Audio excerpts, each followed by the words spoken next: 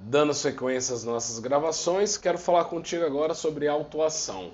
Essa parte de autuação é muito importante que você tenha em mente que toda vez que eu recebo uma petição inicial, toda vez que eu recebo uma denúncia, eu devo providenciar a sua autuação no prazo de 24 horas. Paixão, o que significa autuação? Autuação significa autuar, preparar o processo, dar vida ao processo, colocar etiqueta, colocar capa, colocar tarjas coloridas, é você formar o processo propriamente dito. Chegou a petição inicial, chegou aquele monte de folha, você tem um prazo de 24 horas para dar efetividade à autuação, tá bom? Observe que no primeiro ato de lavratura da autuação e do registro do processo, dispensa-se a certidão. Isso é muito importante registrar que é dispensada a certidão. Você utilizará tarjas coloridas que ficarão em posição horizontal para assinalar situações especiais que estarão descritas nessas normas, tá? Os autos desse processo não poderão ultrapassar 200 folhas em cada volume. Lembrando que você viu isso naquele livro que tem 100 folhas. Lembra disso? Vimos um livro de visitas e correções que ele fala em 100 folhas no máximo. Pode ter mais? Pode ter menos? Pode. Desde que você utilize para não separar documento essencial, peças processuais que nós consideramos como peças essenciais para não separar, tá bom? Então você grava aí tarjas coloridas, a questão das 200 folhas também para cada volume, salvo se tem uma determinação judicial no sentido contrário ou porque realmente não há separação das folhas. O encerramento e abertura de novos volumes, aí sim tem que ter certidão, tá? Tem que ser certificados em folhas numeradas. Você deve colocar lá, por exemplo, volume 1, volume 2, volume 3 e você deve certificar tudo isso dentro do processo, conforme a regrinha do parágrafo 1º e do parágrafo 2º de normas da Corregedoria. Ainda, o artigo 90 nos ensina que toda peça inaugural deve vir precedida com a letra I. Muito bem. Observe que peça inaugural é aquilo que dá início a um processo. Um inquérito, uma ação civil pública, um ato infracional, certo? Então eu preciso, enquanto alguém que vai pegar o processo, que vai manusear o processo, eu preciso saber que aquela peça é uma peça inicial, que dá início àquele determinado processo, ok? Essa é a orientação do artigo 90. Quando você vem na sequência do artigo 90, você observa aqui que cabe a você, enquanto escrevente, zelar pelos processos. Cabe a você, enquanto escrevente, zelar pelo processo e você tem que tomar duas posturas quando acontecer erro ou numeração repetida. É isso mesmo. Quando acontece erro no processo, o que você deve fazer na numeração? Então, essa numeração ela é feita de forma manual. Você pega a caneta lá e coloca 1, 2, 3, 4, 5, 6, 7, 8. Do 8 você pulou para o 10. Você deve colocar uma folha em branco e certificar, olha, houve um erro, de 8 pulamos para 10, então não há folha 9. Exemplo, tá? Agora, quando se trata de folhas repetidas, então você tem 3 folhas, colocou lá 187, 187, 187. No exemplo aqui é 188, né? Você deve colocar letras e não precisa certificar. Viu que a numeração é repetida? Você coloca A, 188A, 188B, 188C. Tudo bem? Cuidado com essas duas posturas.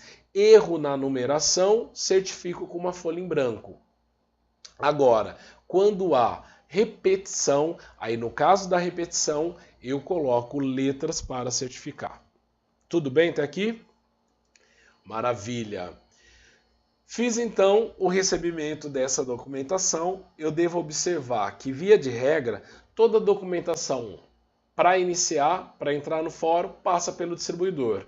E depois que o processo já deu início, eu vou para a seção de protocolo. Só que no artigo 92 nós temos duas situações que são situações que dispensam a passagem pelo protocolo. A primeira é quando o advogado comparece com uma procuração e com ou subestabelecimento. O João, que mora no lugar X, passou um subestabelecimento para o Alex vai até o fórum com esse subestabelecimento, você, escrevente, recebe lá no cartório e já coloca no processo. Ou quando o juiz, ele despacha, ele me dá uma decisão num caso concreto, eu vou com a decisão do juiz, né, despachei lá na mesa, no gabinete dele, e levo para você, oficial, no ofício de justiça. Lá no ofício de justiça, você vai providenciar a juntada dessa documentação, tá bom? Regrinha aí estabelecida no artigo 92. Tudo você faz termo de juntado, ó. Eu fui gravando aqui, ó, e destacando, porque você precisa fazer termo de juntada. O que é termo de juntada? Pegar a peça e trazer aos autos. Tudo. Agora, quando tem vários documentos, posso fazer um único termo de juntado? Posso. O que eu não posso? Fazer serviço porco. O que é serviço porco? Pegar a petição inicial e fazer assim, essa petição está sendo juntada no dia tal. Isso é serviço porco, você não pode fazer isso na própria petição, conforme parágrafo 2º do artigo 93. Tudo bem? Tá claro isso para vocês? Espero que sim. Você vai observar aqui que no parágrafo 3º ele pede para você lançar números de protocolo, até nos documentos que são por e-mail, né? No parágrafo 4º ele pede para você lavrar certidão toda vez que tem petições intermediárias que estão chegando, que serão entranhadas, serão juntadas ao processo, tá? Pede para você lançar tudo isso em um sistema informatizado. Então, todos os atos, todos os termos do processo devem ser lançados em um sistema informatizado. Agora, quando que dispensa-se a certificação e a anotação de que trata com relação à emissão de documento? Quando você tem um documento que ele passa a integrar o processo, como mandado, como a questão de expedição de ofício, você só deve constar a data dele. Então, se tem um documento que ele integra o processo como mandado, um alvará, você automaticamente não precisa fazer certidão. Você vai lá e numera ele tranquilamente e consta a data que ele está entrando nos autos. Essa é a ideia do artigo 94, tá bom? Fala aqui então que é vedado o lançamento de termos no verso da petição, pede para você evitar lançamentos de cotas marginais ou interlineares, expressões injuriosas, né? Fazer anotações de tinta ou a lápis. E se você perceber tudo isso, você deve comunicar imediatamente ao juiz. Tá certo? Regrinha aí estabelecida então. No próximo passo seria entender a movimentação dos autos. Toda vez que eu falo em movimentação dos autos, eu preciso entender que se os autos estão conclusos, concluso significa está na mesa do juiz, você tem um prazo de um dia.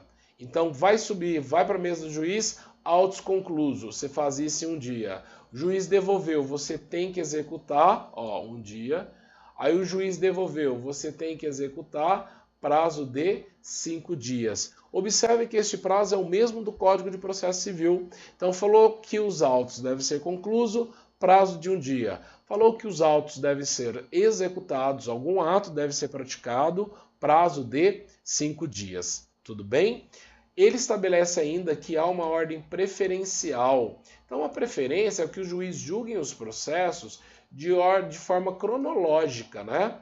Então, de ordem cronológica no sentido de proferir uma decisão ou uma sentença. E esse escrivão, você como futuro escrevente, também dará preferência a tudo aquilo que é ordem cronológica de recebimento para publicação e efetivação dos pronunciamentos. Se entrou no dia 10, não tem porque você está fazendo as publicações que entrou no dia 30, se você ainda não fez dia 10. Então, observar sempre a questão da ordem cronológica, tá? Ainda no parágrafo 3º, ele fala que é muito importante você anotar a questão de movimentação, conclusos para a sentença, para que as partes consigam identificar. você deve constar toda a movimentação dos juízes, do MP, a data que essa galera tá pegando o processo. Então, levar todas as informações de forma assim, fidedignas no processo. Isso é muito importante, tá? Observar que são vedados, sobre qualquer pretexto, termos de conclusão ou vista sem data, ainda a permanência de autos em cartórios depois de assinados os respectivos termos. Tomar muito cuidado com esse detalhe aqui, ó. É vedado você trabalhar dessa forma quando você coloca informações sem datas ou quando você coloca que está com um advogado, né? Olha, 5 dias para o Dr. Alex, ele levou. Isso acontece quando você perde o desmembramento dos autos, né? E aí ficou algum volume lá, não pode. Então, olha só, e ainda a permanência dos autos em cartório depois de assinados os respectivos termos. Assinou, despacha. Não pode ficar ali, senão sobra para você. E tem responsabilidade sobre esse processo, tá bom? Outra questão muito interessante, nenhum processo ele vai ter movimento sem constar de sistema informatizado, nenhum. Tem que ter assinatura no livro de carga ou no relatório de carga eletrônica. Tudo que acontece deve ser anotado no sistema informatizado. Acrescendo-se uma carga em meio físico ou eletrônico somente quando os autos conclusos que não receberam despacho ou não forem sentenciados até o final do expediente do dia, tá? Se você tiver uma situação que o juiz se recusa a assinar, deve consignar essa ocorrência no assentamento da carga. É muito difícil o juiz se recusar a assinar, mas se recusou, fez ali a carga, você consta essa observação também. Tá? A conclusão dos autos do juiz será efetuada diariamente, sem limitação de número. Então significa, posso ter 10 autos conclusos, 20, 30, 50, 100. Diariamente, o processo está paralisado, está tudo ok aqui no cartório, eu mando autos conclusos para o juiz e ele que se vira, porque foi ele que passou no concurso para ganhar mais do que você. Tá certo? Volto com você no próximo vídeo para falarmos do artigo 99.